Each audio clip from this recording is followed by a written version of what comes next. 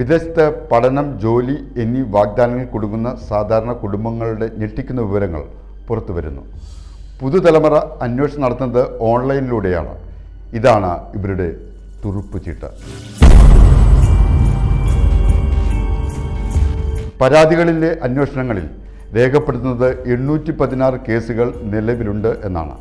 Kerala cyber ഡോമിന് കീഴിൽ 3561 കേസുകൾ ഇന്ന് നിലവിലുണ്ട്. ഇത് കുടുംബങ്ങളിലെ കുട്ടികളും രക്ഷകർത്താക്കളും മാനസികമായും സാമ്പത്തികമായും തകരുന്നതിൻ്റെ നേർചിത്രമാണ്. മറ്റു രാജ്യങ്ങളിൽ ജോലിക്കോ പഠിക്കാനോ പോകുന്നവർ നിയമപരമായ സംവിധാനത്തിന് കീഴിലാണോ പണം നൽകുന്നത് എന്ന് ആലോചിക്കുന്നില്ല. കേരളത്തിൽ 565 സ്ഥാപനങ്ങളിൽ മറ്റു രാജ്യങ്ങളിലെ വിസ നടപടികൾക്ക് അംഗീകാരമായി നിലവിലുണ്ട്. എന്നാൽ തിരഞ്ഞെടുക്കാൻ റിക്രൂട്ട്മെൻറ്റ് എന്ന പരിപാടി നടത്തുന്നത് 5000-ലധികം സബ് കോൺട്രാക്ട് സ്ഥാപനങ്ങളാണ്. ഇത്തരം സ്ഥാപനങ്ങളുടെ പേരിൽ കള്ളസംഘങ്ങൾ നിറയുകയാണ് കേരളത്തിൽ. ഏറ്റവും ഒടുവിൽ എറണാകുളത്തും കോട്ടയത്തും ഇത്തരം സംഘങ്ങൾ പിടിയിലായി കഴിഞ്ഞു. പണം വാങ്ങി വഞ്ചിച്ചു എന്നാണ് കേസിൻ്റെ ആദ്യപടി. ട്രാവൽ ഏജൻസി മുഖച്ഛായയിലാണ് പലരും സ്വന്തം കള്ളമുഖം ഒളിപ്പിക്കുന്നത്.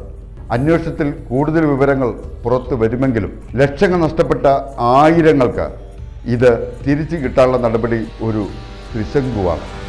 പണം തിരിച്ചു കിട്ടാൻ നിലവിൽ സിവിൽ കേസ് മാത്രമാണ്. പക്ഷേ ഈ വഞ്ചനയോ ക്രിമിനൽ കേസും. ഇത് തമ്മിലുള്ള വൈരുദ്ധ്യമാണ് ഇത്തരം പ്രശ്നങ്ങൾ നീണ്ടുപോകാനും പണം കയ്യിൽ കിട്ടാതിരിക്കാനും കാരണം. ഇത്തരം നിരവധി തട്ടിപ്പുകൾ കേരളത്തിൻ്റെ പല ഭാഗത്തു നിന്നും ചാനൽ 91 ന്യൂസിലേക്ക് വിളികളായി വരുന്നുണ്ട്. ഈ ഹെൽപ്പ് ഡെസ്ക് നമ്പർ ഞങ്ങൾ നിങ്ങളുടെ മുന്നിൽ വയ്ക്കുന്നു. ഏതു സമയത്ത് നിങ്ങൾക്ക് വിളിക്കാം, വിവരങ്ങൾ നൽകാം. ഇതിനാവശ്യമായി കേരളത്തിൽ നടക്കുന്ന ഓരോ പ്രശ്നങ്ങളെയും അന്വേഷിച്ച് ഒരു പരമ്പര ഞങ്ങൾ തുടക്കം കുറിക്കുന്നു. തീർച്ചയായും നിങ്ങളോടൊപ്പം ഞങ്ങളുണ്ടാവും.